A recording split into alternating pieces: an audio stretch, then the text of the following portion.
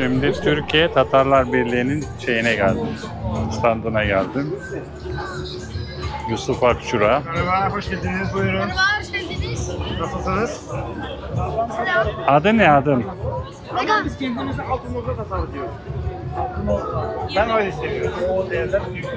Evet, bu yüzden biz Altınoluk'ta devletinin popülerleştirmek istiyoruz. Altınoluk'ta. Bir derneğinizle ilgili bilgi verebilir misin? Merhaba, biz Türkiye'de Tatarlarını birleştiriyoruz. Tatar kültürünü yaşatıyoruz ve aynı zamanda Türk birliğini yaşatıyoruz.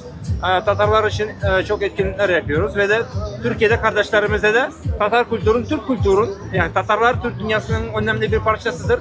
Türk kültürünü Evet. tanıtıyoruz. Aynı zamanda büyük şahsiyetlerimizi tanıtmaya istiyoruz. Şimdi ben Akçura'yı gördüm. Atatürk'ün en yakın arkadaşlarından birisi. Atatürk Onunla tabii ki, ilgili bilgi verebilir misin? Atatürk'ün önünde olan, onun sağ eli olan büyük insanlardan birisidir. Aynı zamanda Türk dünyasının dünyada en gururlu, en büyük insanlardan birisidir.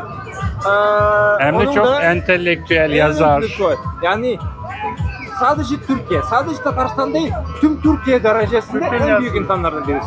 Ve onun da gelecek yıl 150 yıl doğumunun 150 yıl dönümünü kutlayacağız. Hazırlanıyoruz. Kendimize göre Akşura isimli milletimize geri hatırlatmak istiyoruz. Çok teşekkür ederim. Bir de derneğinizle ilgili faaliyetleri Antalya'da mı? Farklı şehirlerde İstanbul, Ankara, Antalya. Mesela Ramazan ayında Türkiye'nin 4 şehrinde 6 Tatar iftarı yaptık. Tamam. Bunun gibi etkinlikler yapıyoruz. Tamam. Çok teşekkür ederim. Ben Sağ olun. teşekkür ediyorum. Ben vizit kartımda